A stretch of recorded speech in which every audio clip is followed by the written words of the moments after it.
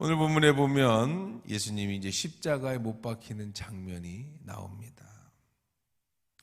예수님은 십자가에 못 박은 후에 제비를 뽑아 예수의 옷을 나눠 가졌습니다. 그리고 거기에는 유대인의 왕이라고 하는 죄패를 써서 붙였습니다.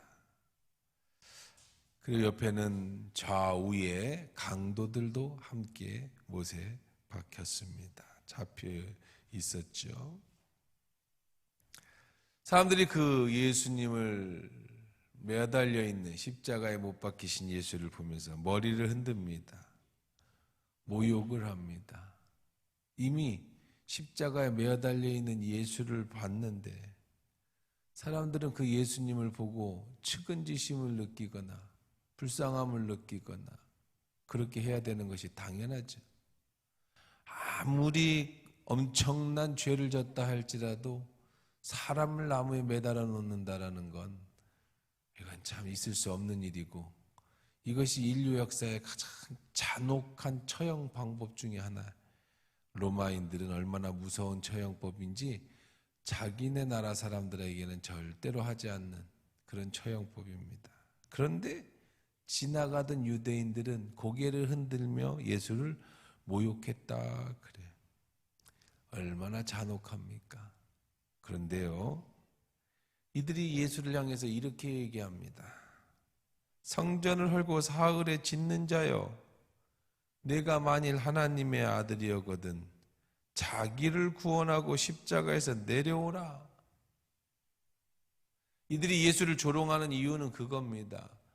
예수님이 불쌍하고 예수님의 그런 생각은 전혀 안 갖고, 만약에 당신이 하나님의 아들이라고 한다면 지금이라도 내려와라. 그래야 당신이 하나님이 능력 있는 아들이라는 것이 증명될 거 아니냐. 역시 대제사장과 서기관과 장로들도 똑같이 말합니다. 그가 다른 사람은 구원하였으되 자기는 구원할 수 없구나. 이스라엘 왕이로다. 지금 십자가에서 내려오라. 그리하면 우리가 믿겠다. 지나가던 사람들이 고개를 흔들며 뭐라고 얘기하냐면, 성전을 헐고 사흘에 짓는다는 자요, 하나님의 아들이거든 자기를 구원하고 십자가에서 내려와라. 대제사장과 서기관과 장로들도 마찬가지로 지금 십자가에서 내려오라. 그리하면 우리가 믿겠다. 예수님을 조롱하는 이유는 예수 스스로 자신이 자기를 구원하지 못한다고 생각하기 때문입니다. 하나님의 아들이 그렇게 능력이 없냐? 하나님의 아들이 그렇게 무능력하냐? 지금 이 순간에 내려와는 기적을 보여라. 그럼 우리가 믿겠다. 사랑하는 성도 여러분들이요, 우리는 예수님을 믿는다고 하는 사람들입니다. 그래서 이 새벽에도 나와서 예배드리잖아요. 근데 우리도요, 이렇게 예수님께 요구하는 때가 얼마나 많은지 몰라요. 예수여, 나의 이 문제를 해결해 주시오. 그러면 믿겠나이다. 예수여, 내 질병을, 내 병을 고쳐 주시오. 그러면 내가 믿겠나이다. 예수여, 지금 나에 있는 이 문제를 해결해 주시오. 그럼 내가 믿겠나이다. 이렇게 우리도 기도하면서 하나님 앞에 예수님께 요구할 때가 얼마나 많습니까? 관점의 차이예요. 어떤 관점입니까? 하나님이, 우리 예수님이, 하나님이 나를 도와주고 내 소원을 이루어주고 그 능력을 나타내 주느냐? 그러면 내가 당신을 믿겠나이다. 이 관점과 하나님, 내가 당신을 위해서 무엇을 할 수 있겠습니까? 내가 하나님의 영광을 위해서 어떻게 할까요? 나의 이 어려움과 이 문제를 통해 하나님 어떻게 영광을 받기를 원하십니까? 나의 이 질병을 통해 주님 무엇을 내게 가르쳐 주기를 원하십니까? 내가 알기를 원하나이다. 나의 이 어려움을 통해 하나님 무엇하기를 원하십니까? 당신의 뜻을 이루기를 원합니다. 이런 차이가 다른 거죠. 내가 기준입니다. 그래서 하나님 나의 소원을 들어주시오. 그럼 내가 믿겠습니다. 이 차원과 하나님이 기준입니다. 내가 주의 영광을 위해서 어떻게 할까요? 지금 이 문제를 통해 하나님 어떻게 하기를 원하십니까? 이 문제를 통해 하나님 어떻게 영광 받기를 원하십니까? 물론 우리가 기도할 수 있어요. 병이 들려서 문제가 있어서 주님 병을 고쳐주십시오. 그럼 내가 믿겠나이다가 아니라 주님 나의 병을 고쳐주십시오. 그러면 내가 건강해지면 더욱더 주님의 영광을 위해서 살겠나이다. 예수님이 십자가의 죽으심으로 매달리심으로 나의 문제가 해결되어지고 나의 질병의 문제, 나의 여러 가지 인생의 문제가 해결되어져요. 그런데 예수님을 향해서 당신이 하나님의 아들이면 내려오시오. 그렇게 되면 만약에 예수님이 진짜로 내려오셨으면 어떻게 됐을까요? 그들이 믿었을까요? 어떤 예수를 믿었을까요? 우리는 여전히 우리의 죄 때문에 우리가 죽었어야 합니다. 하나님의 뜻을 따라야 돼요. 하나님의 뜻을 깨달아야 내 뜻대로 이루어지면 안 됩니다. 정말로 예수님이 내려오시면 안 되는 거예요.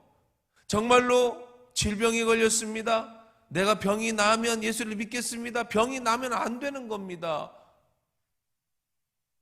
그러면 예수를 안 믿어요. 그러면 내 영혼이 죽어요. 나에게 질병을 주셨을 때는 이 질병을 통해 하나님이 나를 구원하시고자 하신 어떤 계획이 있으시고 하나님의 뜻이 있으실 텐데 그 뜻을 찾기도 전에 그저 내가 원하는 대로 되어버리면 그러면 결국은 내가 죽는 거죠. 그러니 우리는 나의 욕심을 구하지 말고 하나님의 뜻을 구해야 됩니다. 근데 어리석은 백성들은요 예수를 향해 고개를 흔들고 조롱하면서 네가 하나님의 아들이면 내려와라. 그러면 내가 믿겠다. 진짜 내 마음대로 되면 여러분이 기도한 대로 되면 큰일 난다는 거예요.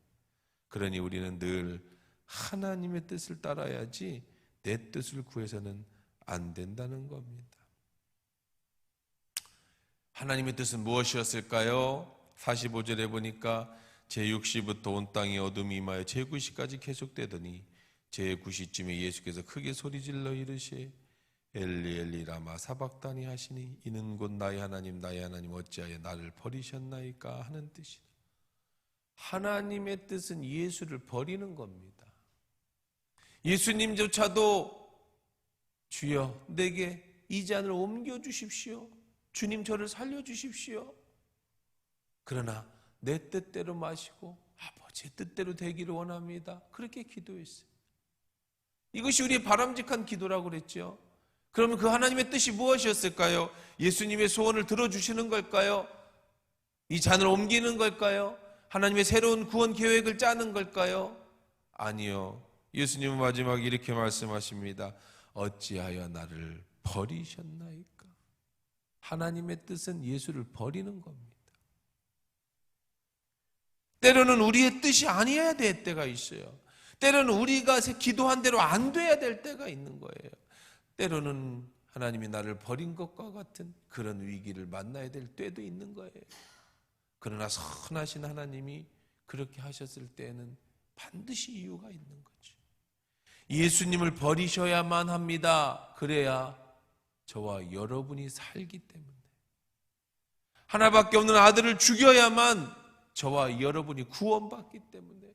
만약에 예수님의 기도를 들어주셨다면 저와 여러분은 우리의 죄 때문에 결국 지옥에 갈 수밖에 없어요. 인류의 문제를 내가 해결할 수가 없기 때문이지.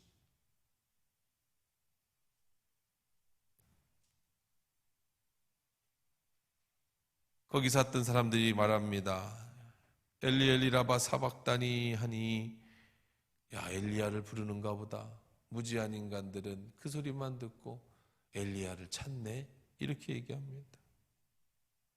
어떤 사람이 너무 고통스러워하는 예수님께 측은지심을 느껴서 스펀지에다가 해용이죠. 자연 스펀지에다가 포도주를 적셔 마취제죠. 목이 얼마나 타겠습니까? 머리에 가시관을 써서 피가 흐르고 오면서 채찍에 수없이 매를 맞고 삼투압작용에 의해서 피가 다 빠져나가니 목이 얼마나 타겠어요. 그 입에다가 포도주, 진정제를 대줍니다. 그런데요, 사람들이 못하게 합니다. 가만두어라. 엘리야가 와서 구원해 주지 안 주나? 우리 구경이나 한번 해보자. 얼마나 찬양무도한 사람들입니까? 이것이 우리들의 모습이에요. 자기의 욕심대로 안 됐다고, 예수가 인류의 구원자로 오셨음에도 불구하고 유대인들의 구원자로 와서 저 로마 병정들을 물리치고 우리를 자유함을 주는 그 기대감에 미치지 못했다고, 완전히 조금씩 말라 죽어가는 예수 입에 포도주 한 잔, 입에 적셔주는 것조차도 금지시키는 잔혹한 죄인들의 모습이 바로 저의 모습이고 여러분의 모습일 수 있다는 거예요. 내 욕심대로 안 되면, 내 생각대로 안 되면 하나님도 예수님도 소용없어. 나 잘 되자고 교회 다니는 거지, 나 건강해지자고 교회 안에 기도하는 거지, 내가 아프고 내가 문제 생기고 내가 어려운데 예수님이 무슨 소용이 있냐, 죽음은 무슨 소용이 있냐. 기대했던 대로 안 되니까 오히려 더 예수님을 조롱하고 모욕하는 인간의 모습, 어쩌면 우리 내면 속에 있는 우리들의 모습일 수 있다는 거죠. 결국 예수님이 십자가에서 죽으십니다. 예수께서 크게 소리지르고 영원히 떠나가시니 하나님은 당신의 아들이 죽는 모습을 보았습니다. 그 하나님의 마음을 이렇게 표현합니다. 성소의 휘장이 위로부터 아래까지 찢어졌어요. 마음이 찢어졌습니다. 땅이 진동합니다. 바위가 터집니다. 무덤들이 열립니다. 잠자던 사람들이 일어납니다. 이게 하나님의 마음이, 무덤이 막 열리고 바위가 펑펑펑 터지고 하늘이 어두워지고 휘장이 찢어지고, 그렇게 마음 아픈 하나님, 자기 하나밖에 없는 아들을 죽이는 그 아버지의 슬픈 마음, 그것이 하나님의 뜻이에요. 왜? 그렇게 죽어야 제가 살고 여러분이 사니까. 근데 어리석은 인간은 지금 너를 위해서 예수님이 죽는데 지금 당장 내 배고픔을 해결해 주지 않는다고, 지금 당장 내 질병을 안 고쳐준다고, 지금 당장 내 문제를 해결해 주지 않는다고 예수님을 조롱하고 있어요.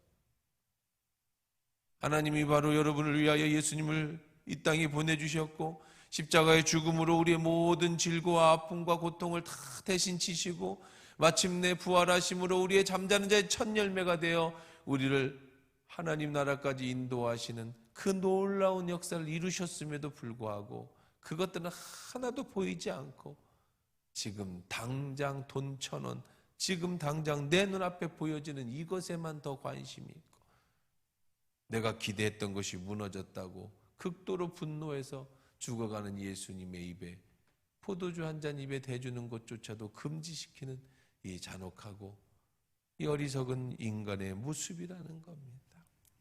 그럼에도 불구하고 하나님이 저와 여러분을 위하여 십자가에서 예수를 죽임으로 그 사랑을 확증시켜 줬습니다. 깨달은 저와 여러분 어떻게 해야겠습니까? 십자가 앞에 무릎을 꿇어야 합니다. 그리고 내 욕심으로 예수를 믿지 말고 이 시간부로, 오늘부로 내 속에 나의 욕망으로 예수를 믿는 것이 있다면 바로 내가 저 잔악한 인간, 바로 예수를 모욕하고 조롱하던 그 사람과 똑같다라는 것을 기억하시고, 주님, 이제 나의 인생은 내 욕심을 따라 예수님을 믿는 게 아니라 주의 영광을 위해 내가 살아가게 하여 주시고, 내 뜻대로 주님이 이루어 주시기를 바라기보다 하나님의 뜻이 무엇인지를 깨닫고 주의 영광을 이루는 삶을 살게 하여 주시옵소서. 그렇게 기도하고 그렇게 살아가는 저와 여러분 되기를 주의 이름으로 축원합니다.